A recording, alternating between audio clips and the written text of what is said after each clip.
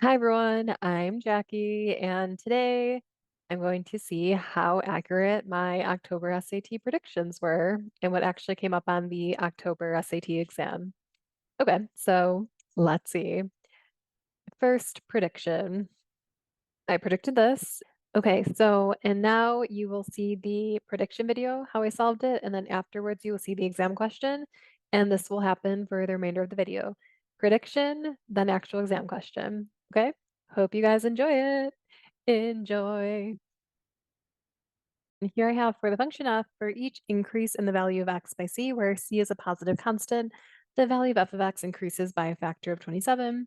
Which of the following equivalent forms of the function f displays 1 over c as a coefficient of x? Okay, so, well, first, what does this mean, the coefficient of x?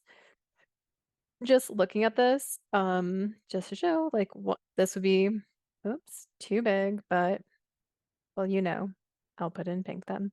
Like 1/2 is the coefficient of x, 1 over x is the, or sorry, 1 over 6 is the coefficient of x, and 1 over 4 is the coefficient of x here, and then I have 1 over 3 is the coefficient x in option D. So for example, if you look at option A, it says, so 1/2 displays 1 over c as the coefficient, so it would be equal to 1 over c. So then I would have that c is equal to 2. So also going back to the problem, it says for each increase in the value of x by c, the value increases by a factor of 27. So what this is saying, every time we increase x by 2, the function f of x should increase by a factor of 27. Okay, so for example, if I were to, let's put in 0 for f of x for option A, this would give me 48 times 3 times 1/2 to the 0. So this would be, just to show the process, this would be 3 to the 0, which remember any number raised to the 0 power is 1. So this is just equal to 48. So if I were to increase the value of x by 2, let's see what happens. Does it increase by a factor of 27? So this would be 3, 1/2 times 2.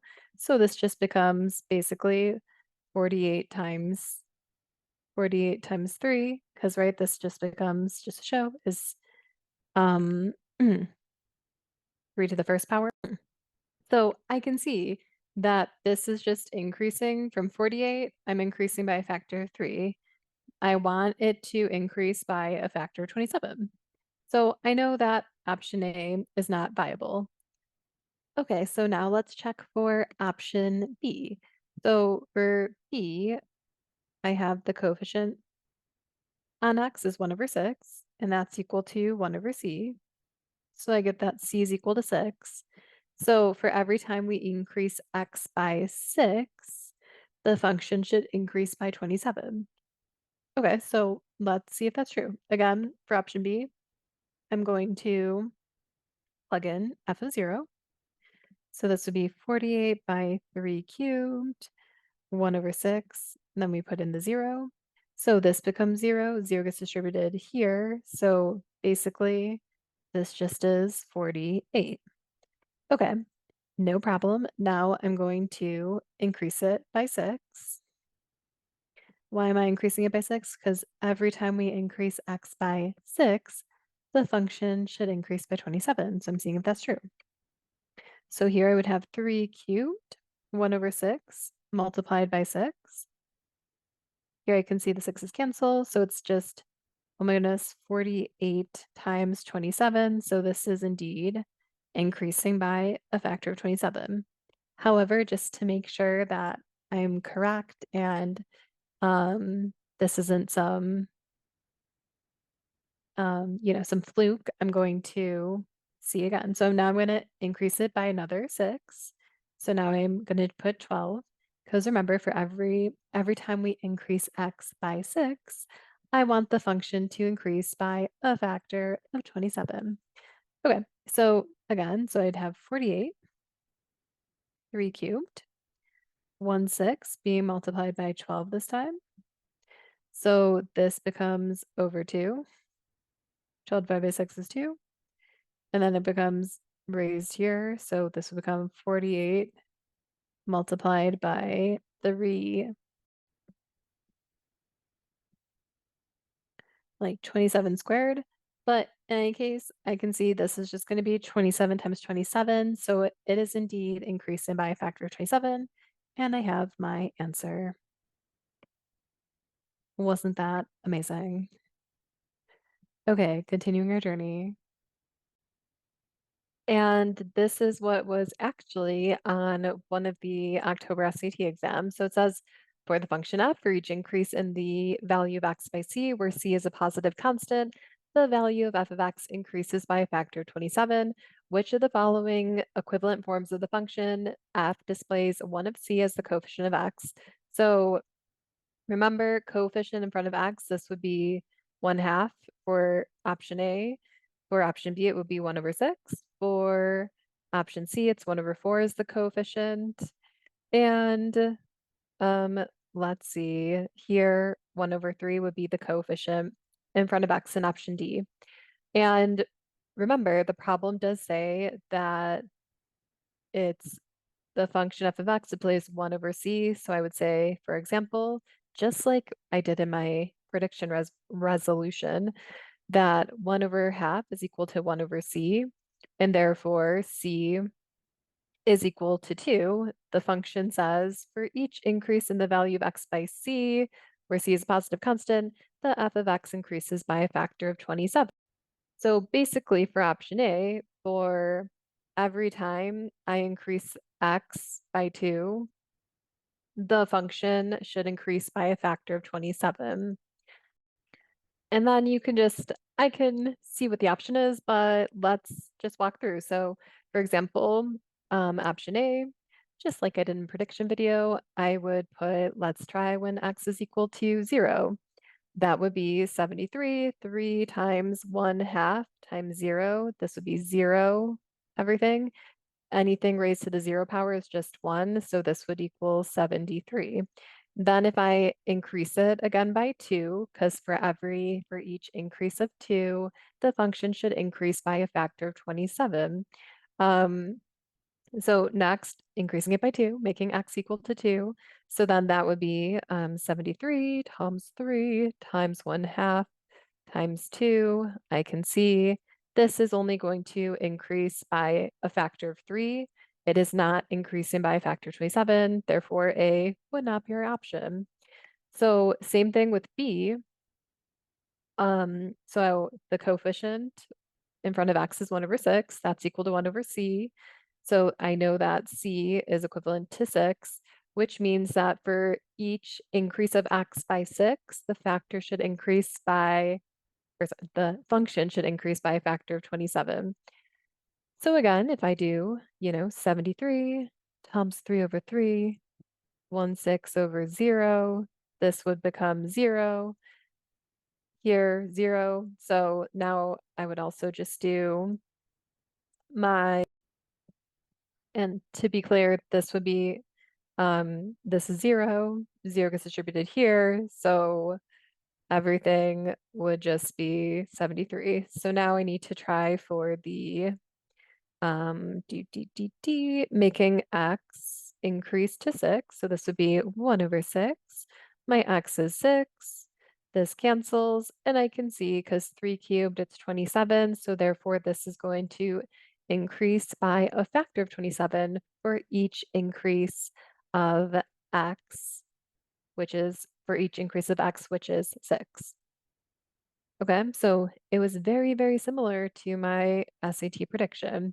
So if you're watching this and you're preparing for the November SAT or any future SAT, this is a problem, worth noting. And also, so this one showed on a another variation of October SAT. I think maybe a bit easier than the previous one, but because it tells you, it says for the function f for every increase of 2 in the value of x, f of x increases by a factor of c, where c is a constant. which of the following equivalent forms of the function of f displays the value of c as the base or the coefficient? So the base or the coefficient here would be the 2, the 8, 64, and 4096. So just like I did with the previous ones, I would plug in 0 and then 2 for each of the x values since it's doing an increase by 2.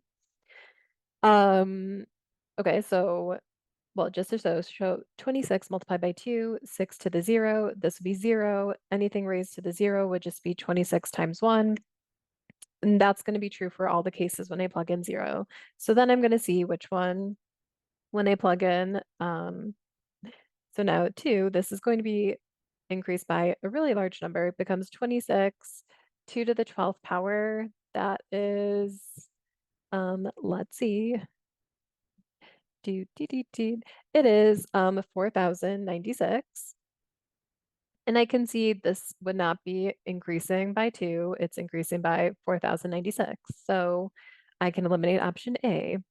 Same option B, let's see, this would be 26, 8. I'm going to plug in 2 times 2. This would be 8 to the 4th power. 8 to the 4th power, that is also 4096. So again, it's not increasing by the coefficient 8, so therefore I can discard option B. C, going to be quite large, so 64 just raised to the 2. So 64 squared is equivalent to, oh my goodness, also 4096. Again, not what I'm looking for. I want it to increase by 64, not 4096. So it must be option D. But if I do, oh my goodness, 26, 4096, 2 over 2, that gives me 1, and I can see this would be increasing by 4096. Okay, so therefore option D is our winner. Wasn't that amazing?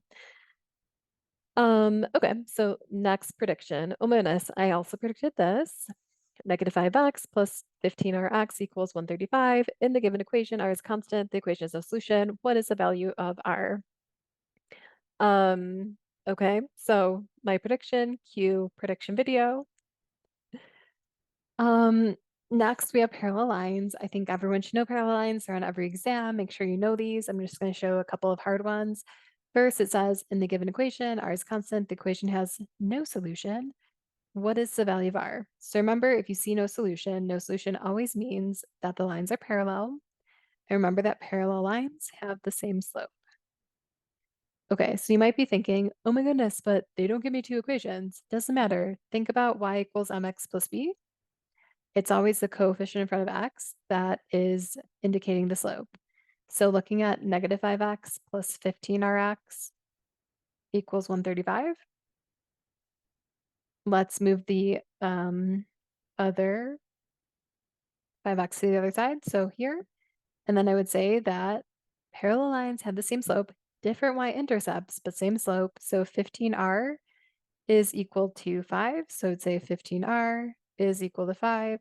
Divide each side by 15. So r is equal to 1/3. And that would be the answer. Okay, amazing. And also we'll check out if I go back to the original equation, just to show. do, do, do, do. If I put in r for 1/3, look what happens. I have that 5x is equal to 135 plus 5x. Presumably on this side of the equation, there is no y-intercept. Exactly what I need because I can't have the y-intercept be the same, but the slope is the same. Okay, amazing. And then let's see what was actually an exam question. In the given equation, r is a constant. The equation has no solution. What is the value of r? So I know no solution means parallel lines. And I know parallel lines have the same slope.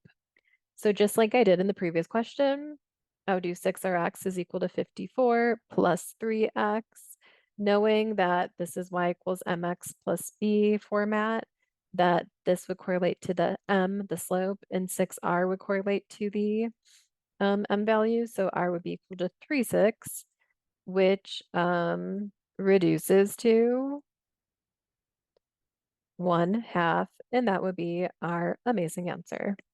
Amazing. Look at those predictions coming true. Oh my goodness, another one. I predicted this would be on the exam. Let's cue my prediction video and see how I solved. Okay, these ones.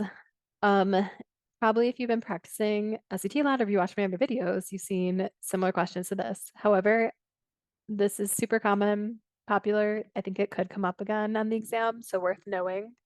So first, for any real number r, which of the following points lies on the graph of both equations? Okay, so first, it's worth noting that these equations are the same. If I multiply the first equation by 5, everything by 5, it becomes 35x minus 45y, which is equal to 195. So really, I just have to concern myself with one of those equations. Okay, so let's do that. So I'm just going to focus on this and see which of the following lies on the graph of both equations. So, I mean, I think the simplest way for these problems is just to plug in the answer choices and see when you plug in which option equates to like when the left side is equal to the right side. Let's see. So for example, option A, I have 7x minus 9y is equal to 39. Again, I only have to concern myself with the first equation because this equation is the same. Um, Same equation, just multiples of 5. Okay, so let's go ahead and plug in. So 7 times 3r minus 9 multiplied by 7r minus 13 divided by 3 is equal to 39. Well, let's see if that's true. So this will give me 21r. And then just to show, like for me, solving without a calculator, I would take this 3 and make this a 3, then distribute it to each of these, which would be minus 21r. And remember, it's minus 3, so I have a negative 3 plus 39 is equal to 39. So these cancel, and I'm left with 39 equals 39. That is true, and I can stop there. The option must be A. Um, that's all you need to do. You want to see like which one of these, when you plug in the X and the Y values, will be the same on the left side and the right-hand side. Um, that's it. Isn't that amazing? Okay, amazing. Now we can see an exam question. For each real number r, which of the following points lies on the graph of each equation in the xy plane for the given system? And I can see, just like the previous one, everything's being multiplied by 5, right? This would be 35x, this would be 20y, and 5 times 3 is 15. It is the same equation. So next, I would go through, for example, option A, let's see if I plug it in. So 7 r over 5 plus 3 plus 4 over negative r over 5 plus 15. Does that equal to 3? So um, let's see. So 7r fifths plus 21 minus 4r over 5 plus 60. Is that going to reduce to 3? No, it's not going to, because I can see that the r's aren't going to cancel. So next, I'm going to eliminate A and check. Now option B, 7, negative 4 over r over 7 plus 3 over 7 plus 4r. Does that equal to 3? So this would just become negative 4r plus 3 plus 4r equals to 3. These will cancel each other, and I see that 3 equals 3, so therefore this one is my correct answer. And that's the only one that's going to work if you work through all the other options. Isn't that amazing? Okay, now let's see. Oh my goodness, I also predicted this as a percent problem. Percents have been coming up on all the exams. If you're watching this video, now I believe, and I will make in November predictions, there will be percent similar to this one. And this is a good one to know. It's appeared similarly on basically March, May, June August. So, I mean, pretty high probability we'll see a percent problem again. So here's my prediction. Cue my solving of the prediction video. The speeds of particles A, B, and C are A meters per second, B meters per second, and C meters per second, respectively. If the speed of particle A, so okay, A is 6,600%. Remember, if you have a percent, divided by 100 of the speed of particle C. So basically A is 66C. And the speed of particle C is, okay, so C is 0.004, divide this by 100 of B, so C is equal to 0.00004 particle B. And I'm asked which expression represents the value of A plus B in terms of C. Okay, so I definitely want to put this in terms of B, so divide each side by 0.004. Sure. Okay, so that's equal to B. And then if you simplify this further, like if you do 1 divided by 0.00004, I get that it's 25,000 C is equal to B. I'm asked for A plus B in terms of C. Final step would be to put A, 66C, plus B, which is 25C. And I know I'm on the right track because all the answer choices have C in them. 25,000 C, which would just be, right, 25,066C. Okay, amazing. And what was on the exam? So for the positive quantities H, J, and K, 27% of H is equivalent to 24% of J. So let's translate that. 0.27% of H is equivalent to 24% of J, and J is equivalent to 45% of K. What percentage of K is H? Disregard the percent sign when entering your answer. For example, if your answer is 39%, enter 39. Okay, so I want everything in terms of uh, what percentage of K is H. So I can put everything, like rearrange this one. So let's do 0.27 H divided by 0.24, equivalent to J. Let's divide this. Desmos. Okay, so that will give me that 1.125H is equal to J. Okay, and then now I can know that if that's equal to J, now I can take this, substitute it in for here. So that would give me 1.125H is equal to 0.45K.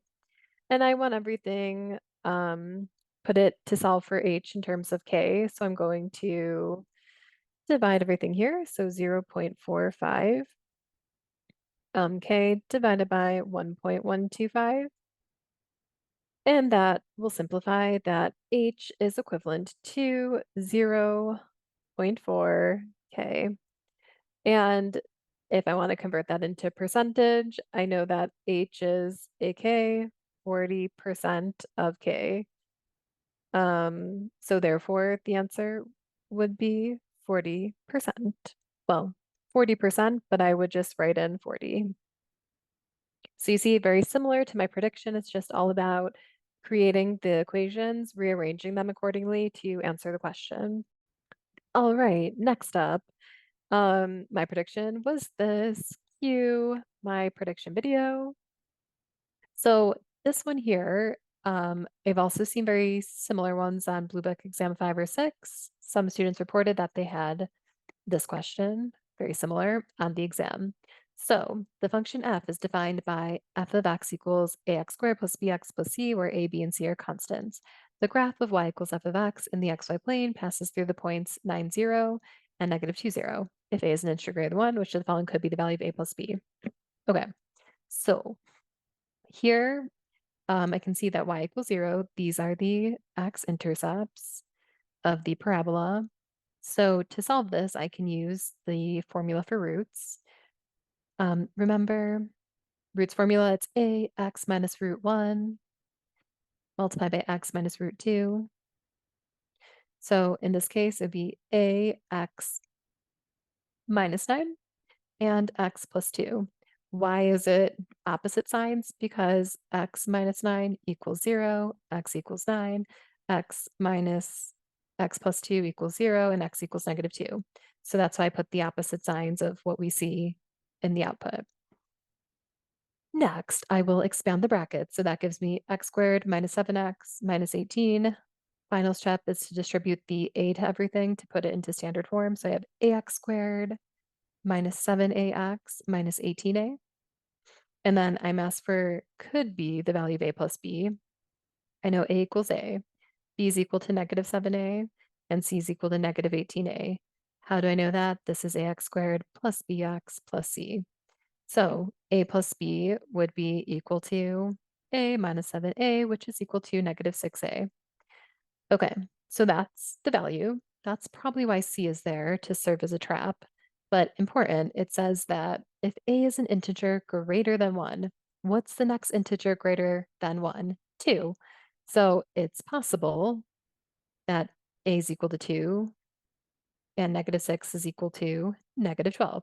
Of course, it's also possible that like it could be 3, it could be 4, it could be 4, and so on. However, you see it keeps getting smaller and smaller and smaller. Our only viable option then is correct answer choice D, negative 12. And oh my goodness, this was on the exam. Very, very similar. So the function defined by f of x, ax squared plus bx plus c, where a, b, and c are constants, the graph of y equals f of x in the xy plane passes through the points 10, 0, and negative 5, 0. So it's giving me the x-intercepts. If a is an integer greater than 1, which the following. So again, just like I did in the previous problem, I would go with roots form, root x minus root 1 and x minus root 2. So I know that my roots are, this would be x minus 10, and this one would be x plus 5. And why is it the opposite? Because x minus 10 is equal to 0, x equals 10, which gives me this one, and x plus 5 equals 0 would give me the x-intercept of negative 5, which is exactly my prediction. Okay, so now I will expand the brackets. So this would be x squared plus 5. So in minus 5x minus 50. And then I will distribute the 8 everything. So I have y equals ax squared minus 5ax minus 50a. And I'm asked for the value of a plus b, so I can see that a is equal to a, b is equal to negative 5a, and c is equal to negative 50a.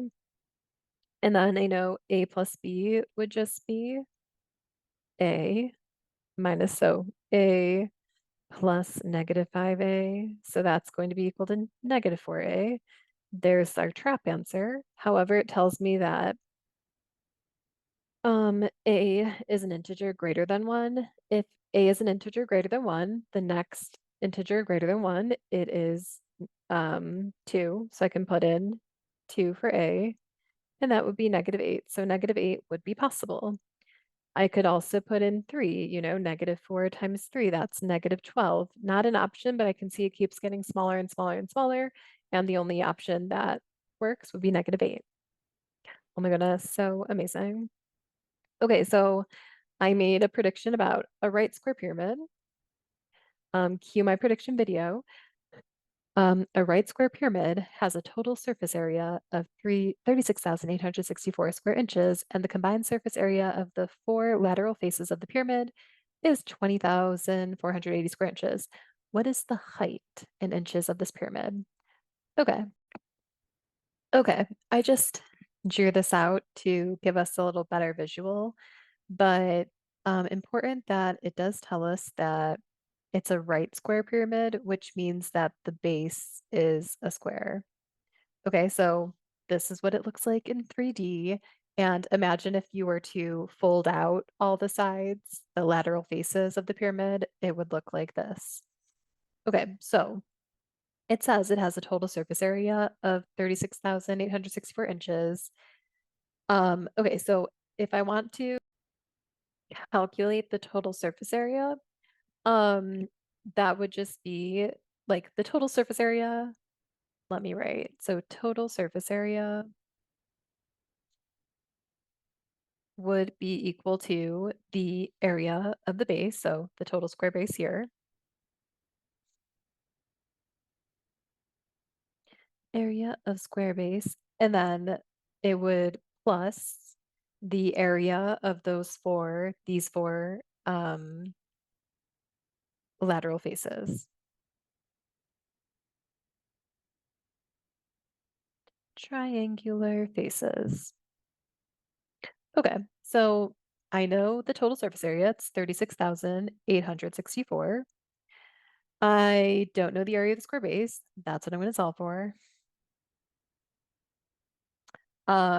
And I know that the four lateral faces, it's 20,480. So now subtract out the 20,480 from each side. So that gives me 16,384. So this is the area of the square base, which I'm now going to identify as s squared, right? Dirt. And then I can take the square root of this and oh my goodness, it goes in perfectly. It is 128 inches. Okay, so that tells me that this is 128, this whole base, it's 128, this is 128. Likewise, like this is 128, 128, 128, and so on. Okay, so now I know that. So our next mission is that I want to find the slant height, and the slant height would be what I drew here in purple, the height of each of the four lateral faces. And I can do that pretty easily because I know that the area, we'll say, of one triangular face will be base times height divided by 2.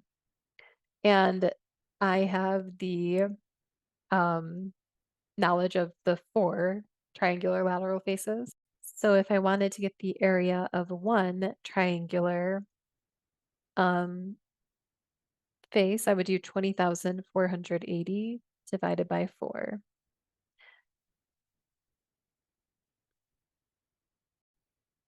So dividing this by 4, 20,480 divided by 4, that gives me 5,120.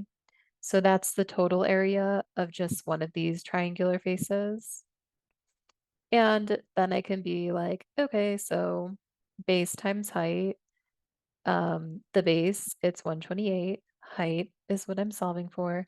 Divided by 2 is equal to 5,120. And let's solve for the height. That gives me that the height is 80. So that means each one of these slant heights, it's 80, 80, and 80.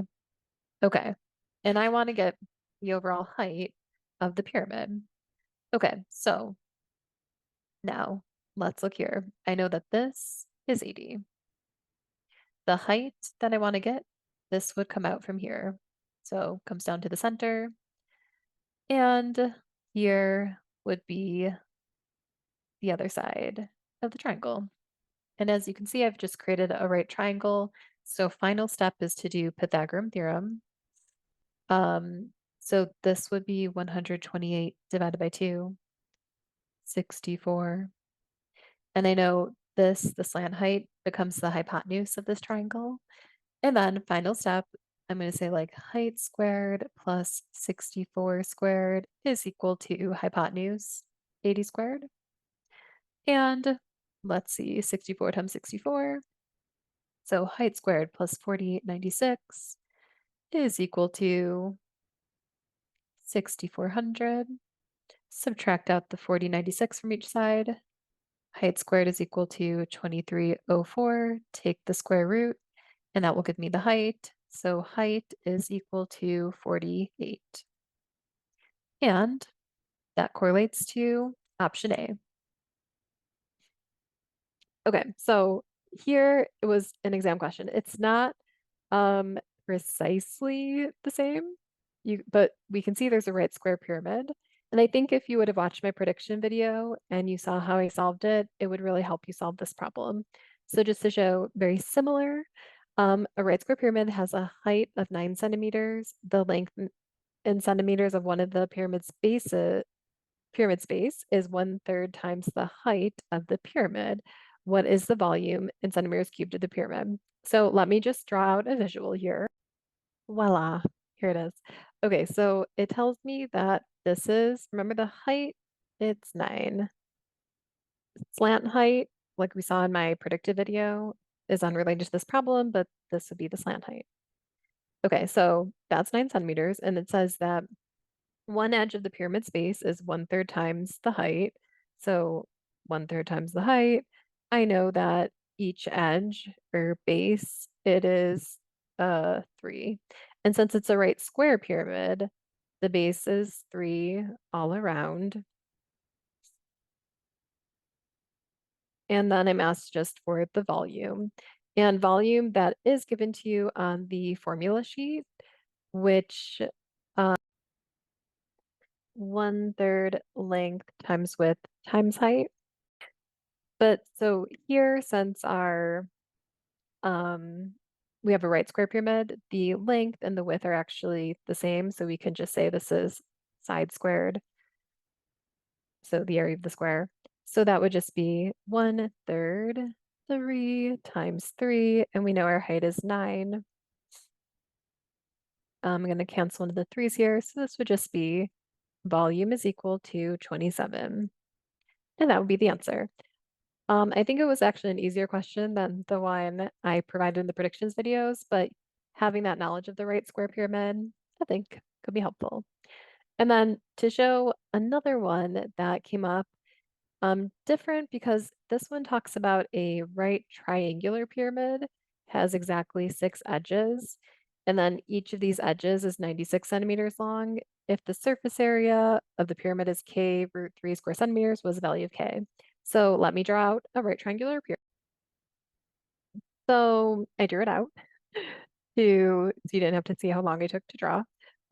So if each of the edges, also just to point out, well, each of the edges is 96 centimeters, so the edges would be these 96, 96, 96, 96, 96, 96. So I can actually see that if all the edges are the same, what it actually is, there are 4 equilateral triangles. So um, it's actually not a right triangular pyramid. It actually becomes a tetrahedron. Mhm. But I suppose they don't put that in the problem because most students wouldn't recognize what a tetrahedron is. But what it is that all 4 faces are equilateral triangles and there's 6 edges and 4 vertices like we see here. But anyways, hopefully you can see the 4 equilateral triangles. Now this problem becomes super easy. But just to show that like this would be one face, right? One. I also have a second face here. I have the back face here, 3, and then also the base. So those are the 4 equilateral triangles. And remember, shortcut formula for equilateral triangles to calculate the area would be s squared root 3 divided by 4. There is 4 of them to take into consideration, so I multiply this by 4. And it says that this is all equal to k root 3. And then you can see the 4's here would actually cancel. So this just simplifies to side squared root 3 is equal to k root 3. And then all I have to do, my side is 96. So basically the answer is going to be 96 squared. Which is 9216 root 3 equals k root 3. And I'm asked for the value of k, so that would be, 9,216. Wasn't that amazing? So great. Let's move on. So those were all on October SAT, but I always tell students when you're watching my prediction videos, make sure you watch my other math prediction videos because look at other questions. This one I predicted in August, showed up in October, but here, the function f is defined above where a and b are integer constants. if f of 1 is greater than 0, f of 4 is less than 0, and f of 7 is greater than 0, what is one possible value of a plus b? So this one, um, I can recognize this is in roots form, a quadratic function, right? A and b would be the x-intercepts. And it tells me f of 1, it's greater than 0. So when x is 1, it's somewhere here. F of 4, so 1, 2, 3, 4. When f is 4, it's less than 0. Let's just plot it here. This is just to give a rough sketch. And when 4, 5, 6, 7, and when f of 7, it's greater than 0. Let's make it something like this. Parabolas are symmetrical. So it'll be like do. Just, rough sketch could be something like this. So I know A and B, the x-intercepts, if the parabola has to fall in between those points, will occur somewhere within this range. It also tells me they're integers. So, like, it's possible I would just designate A, like A could be 2, for example. And then we could say that to make it equidistant, I can say that B here, I'm going to make this B is 6. So therefore, it would be possible that 6 plus 2 equals 8 could be the potential value of 8. Okay, so this is really seeing the quadratic, seeing quadratics, knowing the symmetry between them, and seeing the possibilities. And then this appeared on October SAT. Oh my goodness, almost identical, just different numbers. I have the function, it's quadratic, where a and b are integer constants. If f of 14 is greater than 0, so imagine, just like I did before, 1, 2, 3, 4, 5, 6, 7, 8, 9, 10, 11, 12, 13, 14, 15, 16, 17, 18, 19, 20. So I have 20, my 17, and my 14 here. So same thing, f of 14 is greater than 0. So let's say it's something up here. F of 17 is less than 0. Let's say it's somewhere down here. And f of 20, also going to make here. So my rough sketch parabola could be something like this. It's not precise. That's why there's a range here. And whenever it says, possible, there are multiple possible answers. But here I would just say, okay, so x-intercept, it has to be integer again. A could be 15. And the other x-intercept could be possible that B is here. So we'll make B at 19. And then 15 plus 19 would be possible. 15 plus 19, it's 34. And that is an answer choice. Okay, amazing. Let's see, other prediction. If you watched August SAT, I predicted margin of error. I think I also mentioned that it's always good to know margin of error, but let's see what this says. So in a study, the heights of 350 randomly selected trees growing in the area in California were measured. The mean height of the trees was 210 feet with an associated margin of error of 63 feet, or sorry, 6.3 feet. If the study had been conducted with 600 trees randomly selected from the area instead of 350 trees, which is the volume most likely result due to the increased sample size. So I went from 350 to 600, and it mentions there's an increased sample size. So whenever you increase the sample size and margin of error problems, that's actually going to decrease the margin of error. So it must be A. So remember, a larger sample size usually predicts a more accurate prediction, and therefore the margin of error decreases. That is always true in margin of error problems. So that was my prediction. What came up on October SAT? A machine fills bags with approximately 11 ounces of sugar. To test the accuracy of the filling process, 132 bags of sugar were selected at random and weighed. Based on the sample, it is estimated that the average weight of all bags of sugar filled by the machine in an 8-hour period is 10.83 ounces with an associated margin error of 0.2 ounces. which of the following is the best interpretation of this estimate? So in this case, they give me um the accuracy associated margin of error is 0.2, right?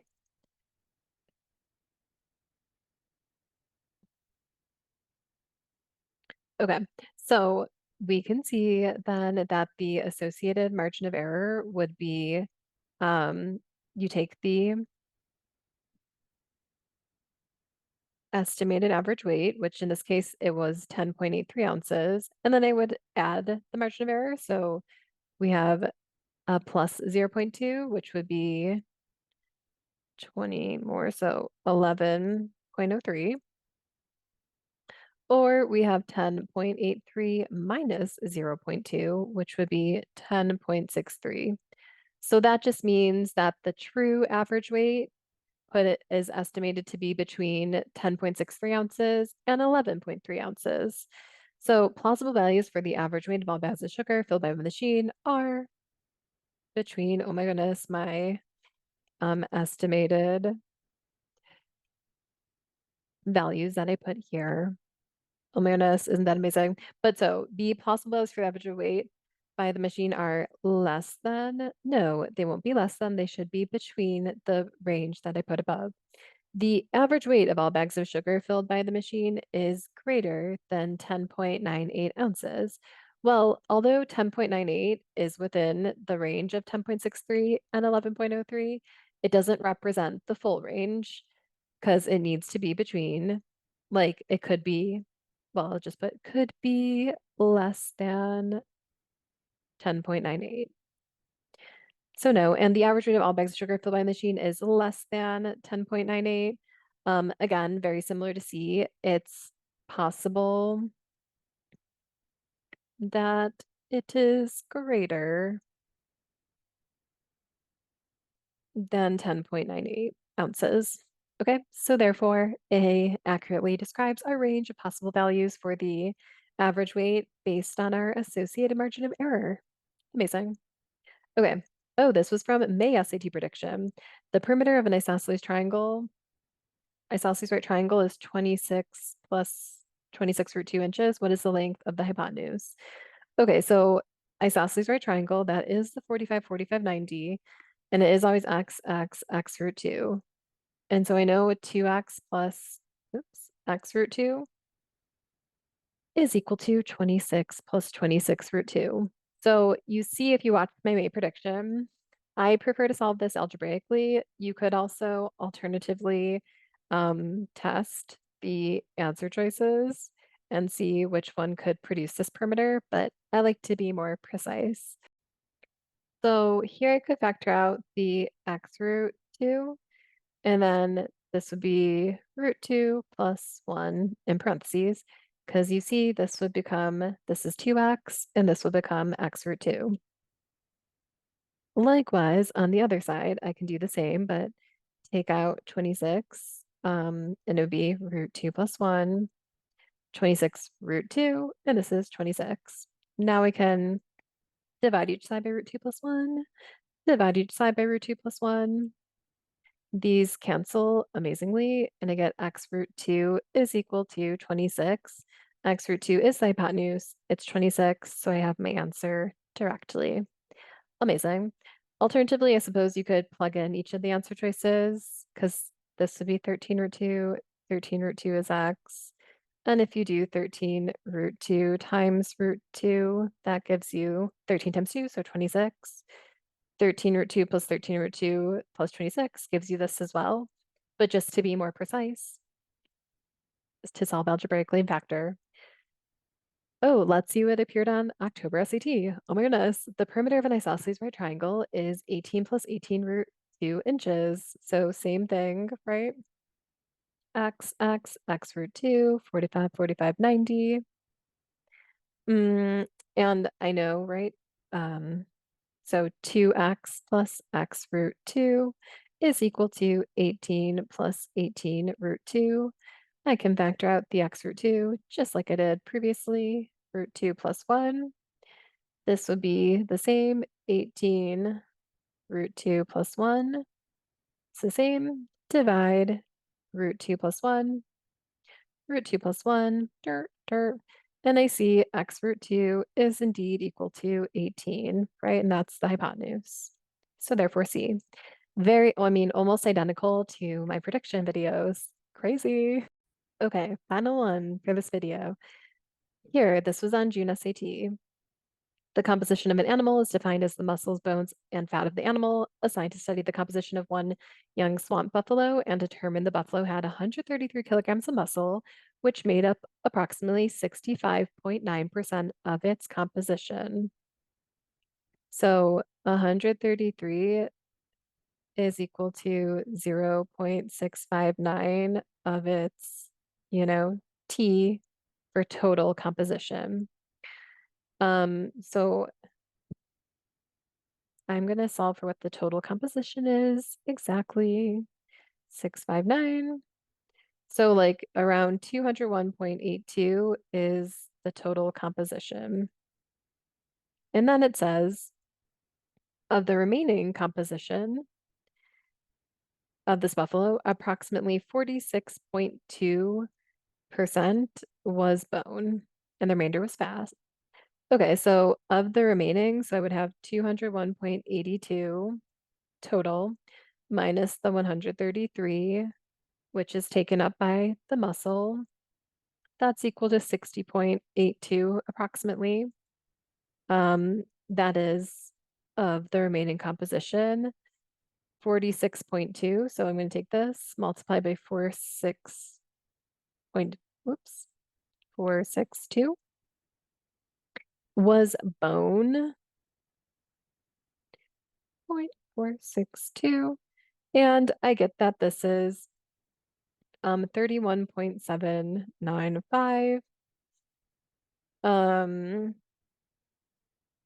is bone. Based on these approximations to the nearest tenth, how many kilograms of the composition was bone? To the nearest tenth, have to round this up, so it is 31.8 to the nearest tenth. Wasn't that amazing? So that was June. Oh my goodness, look what came up in October. The composition of an animal is defined as the muscles, bones, and fats of the animal. A scientist studied the composition of one young swamp buffalo and determined the buffalo had 126.8 kilograms of muscle, which made up, it's almost identical. 126.8 kilograms of muscle is equal to 64.6% of its total composition. And so I can see, divide each side, 126.8 divided by 0.646. So I get approximately 196.28 is equal to the total mass of the young swamp buffalo. Of the remaining composition of this buffalo, so of the remaining 196.28 minus the muscle is equal to 69.48 is what's remaining of the remaining composition. Approximately 59.4% was bone. Oh, this one's a little bit different. Not asked for bone. Slightly different. So 49.4% was bone and the remainder was fat. Based on these approximations, how much was fat? Okay, so I can just do like 100 minus 59.4, and that will tell me how much percentage would be fat. So 40.6% is fat. So then I would just do this 69.48 multiplied by 0.406, and that will tell me how much of the composition